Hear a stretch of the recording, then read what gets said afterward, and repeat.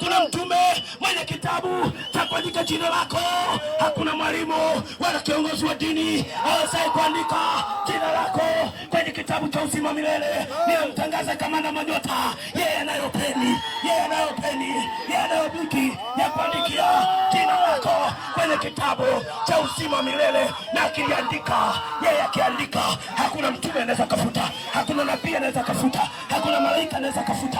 Jina lako likiandikwa pale mbinguni, hakuna mwizi anaweza kufuta. Mwenzako, jina langu limeandikwa mbinguni. Ninatambulika kwenye serikali ya Tanzania, lakini vile vile natambulika kwenye serikali ya mbinguni. Hebu tambulika kwenye serikali ya mbinguni. Wewe hata mwenyekiti wako akijiji akujue, hata mbinguni wasikujue, una mkosi. Shetani anawinda maisha yako.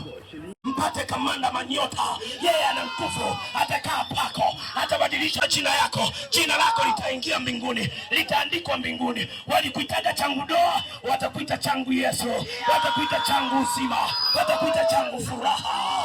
Oh my God and my goodness. Yesu ataokoa familia yako, ataokoa watoto wako, ataokoa mume wako. Ukikataa, na mume wako atakataa, na utatoa hesabu mbele za Mungu kwa sababu ya mke wako, kwa sababu ya mume wako. Yesu anakuita siku ya leo, badilisha maisha yako. Wengine mnanisikiliza siku ya leo kwa mara ya mwisho, hautasikia tena injili. Kuna wengine wamebakiza wiki mahali hapa.